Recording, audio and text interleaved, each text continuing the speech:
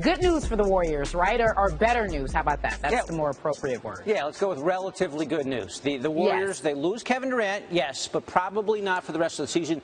Could even return at the end of the regular season. And, Kerry, as you know, it sure did not look that way initially last night. KD back in his hometown of D.C. His teammate Zaza Pachulia crashes into the knee. It looked bad. But the MRI this morning shows it's an MCL sprain and a bone bruise, no broken bones, no complete tears. Here's the statement from the Warriors this morning saying, following reviews of the MRI by the Warriors medical staff, it has been determined that Durant suffered a grade 2 MCL sprain and a tibial bone bruise.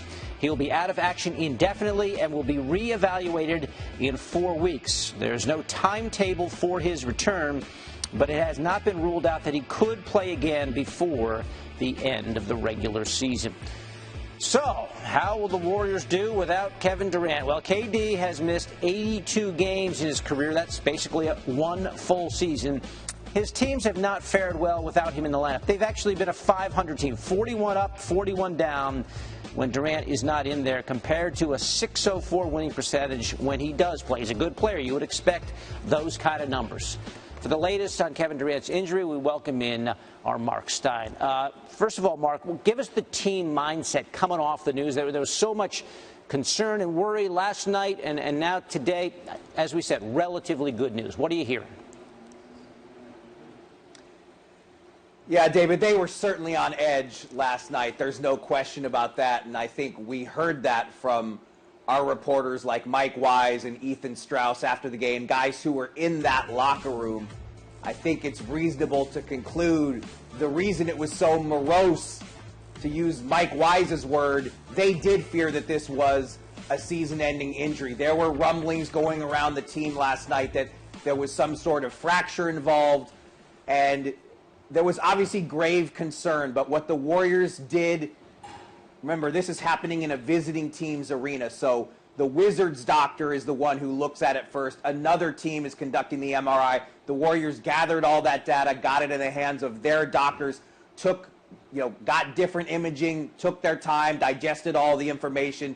Obviously still very serious. An MCL sprain is no joke. A bone bruise is no joke. But considering what this could have been, everyone with the Warriors is breathing a sigh of relief right now, because for the long term, Bob Myers just said it in a conference call with some guys who cover the team and travel with the team. Long term, the Warriors have zero concern here, so that's the important thing.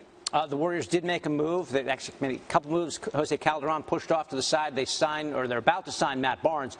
Do you see them doing anything else here, Mark?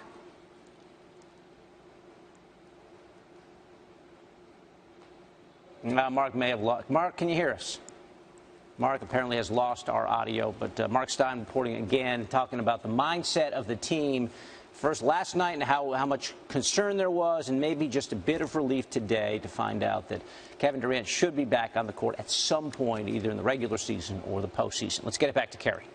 All right, David, for more on this, we got Jackson George. That's just the name I came up with right now, Jackson George. Just a show, if you guys want. We're going to make it right now. That's how we're going to do it. I'm good. All right, so talking about this, KD out indefinitely. Presumably he's back for the playoffs, the finals, when it matters for these teams. Cavs at, Darren Williams and Andrew Bogut.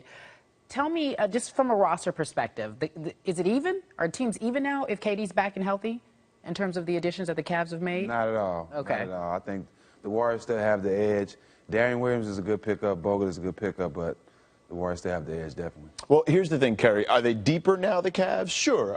Look, they have a better roster, maybe 1 through 12. Okay. But ultimately in the playoffs, Pat Riley used to always say, play 8, trust 7, because it shrinks in the playoffs, that rotation. And Darren Williams may be a 15-minute guy. I don't think he's going to have that kind of impact. You want to be top-heavy in the postseason, which the Warriors are if they're healthy. Okay, so now it depends. Some will say, and we talked to different people today, that they've gotten considerably better. Would you say they've gotten considerably better with these two additions? Experience-wise, yes, definitely going in the playoffs. You have guys that have been around a long time. Bogut has definitely have their playoff experience. And Darren Williams once was one of the top point guards in the league. So Yeah. if he can come back to that fashion, they definitely do. Because remember, we're going to get Kevin Love back. They're Yeah. going to get Kevin Love back. They'll get J.R. Smith back. I'm just looking around, just roster perspective. Yeah, but here's the thing with Kevin Love. Look, will he be healthy come June? Like, it's a back injury. Like, let's not act like this is just some small little thing. It's not a wrist injury like Kyle Lowry, even though I think that can affect him too. So this may be worse. Like, I don't know what he's going to be like at that point. And Andrew Bogut and Darren Williams have a history of injuries as well. What are they going to be at that stage? Now, granted, a lot less minutes for them, so they may not have to worry about injuries, but all those things play a factor. All right, let's talk about KD, because that is the story of the hour. Tell me initially what your idea. So he's out for 4 weeks, actually evaluated in 4 weeks. When he comes back, how much of a transition period will there be to get him to gel with the team? That won't be the problem. Him getting his confidence in that knee is the biggest thing. Okay. The gelling with the team, that's already there. That's easy once you play basketball. They've been playing a while now. Getting that confidence in that knee, being able to jump and stop and pivot on that knee is all he has to worry about. And if he get confidence in his knee, he'll be fine. Yeah, I would agree. I think it's all about just how he feels about that, because sometimes you can play games with your own mind, right? Like, you're not worried, you start worrying a little bit too much about it, maybe you overcompensate, you can then create further injury in that situation. Right. All right, do you think Steph plays better, differently, now that KD's gone?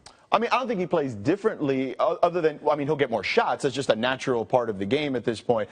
If you look at what Steph has done, he's been consistent, right, as far as his efficiency numbers are concerned. So he gets more shots, he'll put up more points, he'll put up more assists, things of that sort. Draymond's going to have to be that triple-double machine again. But the guy that needs to focus here is Klay Thompson. Klay Thompson can't have a 5 for 20 night last night like he did last night. I was talking to his father, Michael, just now on radio, and he was fired up, saying Klay's got to do better than that. He's got to step up. He can't just be standing around. He's got to go in there and get some rebounds. He's got to make sure his shot is falling and be focused. Jax, you like his game, though. I love Klay's game, but he has to step up and play more, especially with KD out.